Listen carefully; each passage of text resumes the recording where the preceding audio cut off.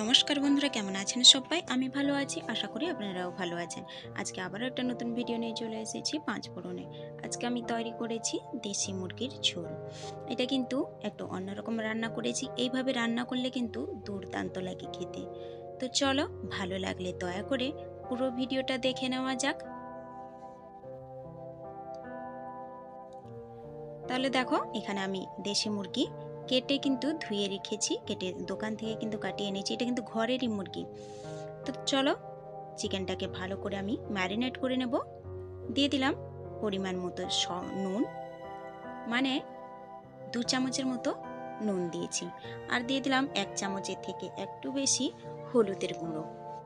আর দেব আদা রসুনের রস 3 চামচের মতো। আর দিয়ে দেব 4 চামচের মতো মাস্টার্ড অয়েল, মানে সর্ষের তেল। এবারে চিকেনটাকে ভালো করে হাত দিয়ে ম্যারিনেট করে নেব। একটু টাইম দিয়ে ভালো করে কিন্তু চিকেনটাকে ম্যারিনেট করব, যাতে চিকেনের মধ্যে ভালো করে নুন আর যে মশলাগুলো দিয়েছি সেগুলো যাতে ভালো করে তার ফ্লেভারটা ঢুকে যায়। আর দেখো, লেগ পিসগুলো দেখালাম, লেগ পিসও রেখেছি আর পাও কিন্তু রেখেছি। এগুলো কিন্তু যারা খায় তারাই বোঝে কেমন লাগে, তাই ফেলে দিইনি। যারা অপছন্দ করেন তারা অ্যাভয়েড করে যাবেন। তো দেখো, মাখিয়ে নেওয়া হয়ে গেছে। এবারে আমি 30 মিনিটের জন্য ঢাকা দিয়ে রেস্টে রেখে দেব। তো চলো, তারপরে আমি কি নিয়েছি দেখিয়ে দেব। নিয়েছি আলু, একটু বড় বড় করে সাইজ করে কেটে নিয়েছি। কেটে ধুয়ে জলে ভিজে নিয়ে রেখেছি যাতে কালো না ধরে যায়। আর এখানে নিয়েছি 300 গ্রামের মতো পেঁয়াজ কুচি। 300 গ্রামের মতো পেঁয়াজকে আমি কুচি করে নিয়েছি। কুচি করেছি যে বেশি সরু সরু কিন্তু করিনি, একটু মোটা মোটা করে করেছি। রেখেছি কিছুটা কাঁচা লঙ্কা চেরা, 3টে মিডিয়াম সাইজের টমেটো কুচি।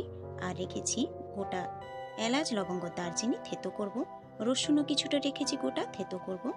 আর নিয়েছি আদা রসুনের পেস্ট 4 চামচের মতো। তো দেখো, তাহলে আমি চলে এসেছি উনান ধরিয়ে কড়াইটা বসিয়ে দিয়ে আমি এখানে 100 গ্রামের মতো দিয়ে দিয়েছি সর্ষের তেল। তেলটা গরম হয়ে গেছে। গরম হয়ে যাওয়ার পরে আমি 3টে তেজপাতা দিয়ে গরম মশলাগুলোকে থেতো করে দিয়ে দিয়েছি। তারপর দিয়ে দিয়েছি যে গোটা রসুনগুলো রেখেছিলাম, সেগুলো আমি থেতো করে দিয়ে দিলাম। এবারে রসুনটাকে ভালো করে ভেজে নেব, আর সঙ্গে কয়েকটা চেরা কাঁচা লঙ্কাগুলো দিয়ে দিলাম। এবারে রসুনটা আমার ভাজা ভাজা হয়ে এলে আমি এখানে অ্যাড করে দেব পেঁয়াজ কুচি। পেঁয়াজটাকে আমি ভেজে নেব, খুব বেশি কিন্তু লাল লাল করে ভাজবো না। আজকে একটু আলাদা রকম রান্না করব। আর এইভাবে দেশি মুরগি রান্না করলে কিন্তু অসম্ভব সুন্দর টেস্ট হয়। তো দেখো, পেঁয়াজটা আমার একটু ভাজা ভাজা হয়ে গেছে, খুব বেশি কিন্তু ভাজিনি, এখনও কিন্তু অনেকটা বাকি ভাজতে। এই পর্যায়ে আমি দিয়ে দেব আলু টুকরো। আলুগুলো আমি পেঁয়াজের সঙ্গে একই সঙ্গে ভেজে নেব।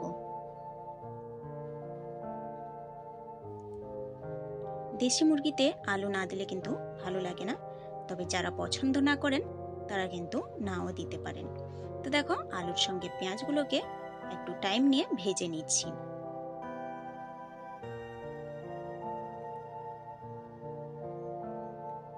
তো দেখো, পেঁয়াজগুলো আমার টাইম নিয়ে একটু ভেজে নিয়েছি। আর পেঁয়াজগুলো একটু লাল লালও হয়ে এসছে, খুব বেশি কিন্তু ভেজে পুড়িয়ে ফেলিনি। আলু আর পেঁয়াজ আমার ভাজা হয়ে গেছে। এইবারে এই পর্যায়ে আমি ম্যারিনেট করা চিকেনটা দিয়ে দিচ্ছি। এখন কিন্তু আর কোনো রকম মশলা ইউজ করব না। এখন হাই ফ্লেমে আমি 10 থেকে 15 মিনিটের মতো চিকেনটাকে এইভাবে রান্না করে নেব। এখন ভালো করে আমি পেঁয়াজ আর আলুর সঙ্গে মিশিয়ে নিচ্ছি। এই পর্যায়ে এসেও যারা এখনো ভুলে গেছেন আমার চ্যানেলটিকে লাইক দিতে, তাদের কাছে অনুরোধ রইল একটা লাইক দিয়ে দেওয়ার। আর ভিডিওটি যদি ভালো লাগে তাহলে বন্ধুদের সঙ্গে অনেক অনেক শেয়ার করে নেওয়ার। আর তার থেকে যদি বেশি ভালো লাগে তাহলে আমার চ্যানেলটিকে সাবস্ক্রাইব করে পাশে থেকে যাওয়ার অনুরোধ রইল। তো দেখো, চিকেনটাকে আমি 10-15 মিনিট ধরে ভালো করে আমি ভেজে নিয়েছি। এখনো পর্যন্ত কোনো রকম মশলা কিন্তু আমি দিইনি। এরপরে আমি অ্যাড করব আদা রসুন বাটা, 10-15 মিনিট ধরে ভালো করে ভেজে নেওয়ার পরে আমি অ্যাড করে দিয়েছি আদা রসুন বাটা। পরিমাপটাও আমি বলে দিয়েছি, 4 চামচ আদা রসুন বাটা দিয়েছি। আর দিয়ে দেব এবারে রেগুলার গুঁড়ো মশলা, যেগুলো আমার ঘরে থাকে। দেশি মুরগিতে বেশি মশলা কিন্তু ইউজ করলে ভালো লাগে না। তো দেখো অ্যাড করে নিচ্ছি হলুদ গুঁড়ো 2 চামচের মতো, দিয়ে দেব লাল লঙ্কার গুঁড়ো 3 চামচের মতো দিচ্ছি, কারণ দেশি মুরগি একটু ঝাল ঝাল হলেই খেতে ভালো লাগে। আর দিয়ে দেব কালারের জন্য 1 চামচের মতো কাশ্মীরি রেড চিলি পাউডার। এবারে যে টমেটোগুলো টুকরো করে রেখেছিলাম 3টে টমেটো, সেটাই আমি অ্যাড করে নিয়ে ভালো করে এবারে কষাতে থাকবো। গ্যাসটাকে মিডিয়ামে রেখে আমি কিন্তু চিকেনটাকে ভালো করে কষিয়ে নিচ্ছি। সরি, গ্যাসে নয়, আমি উনানেই করছি। উনানে দেশি মুরগি রান্না কিন্তু সব সময় টেস্ট সুন্দর হয়। গ্যাসে আলাদা হয় টেস্ট, আর মাটির উনানে রান্না করা কিন্তু সে তরকারির টেস্ট সম্পূর্ণ আলাদা হয়। তো দেখো মিশিয়ে নিয়ে আমি ঢাকা দিয়ে দিয়েছিলাম। ঢাকা খুলে নিচ্ছি এবারে। এইভাবে আমি ঢাকা দিয়ে 30 মিনিটের মতো রান্না করে নেব। আর চিকেনের মধ্যে আমি এখনো কিন্তু কোনো রকম জল ব্যবহার করিনি। এইভাবেই আমি চিকেন থেকে যে জলটা বেরোবে সেটা দিয়েই আমার চিকেনটা ভালোভাবেই সেদ্ধ হয়ে যাবে। চিকেনের মধ্যে জল না দিয়ে যদি এইভাবে চিকেন থেকে জল যেটা বেরোয় সেটাই যদি চিকেনটাকে ভালো করে কষিয়ে নেন, তাহলে কিন্তু খুব সুন্দর হয় সেক্ষেত্রে মাংসের স্বাদ। তো দেখো আবারও ঢাকা দিয়ে দিলাম।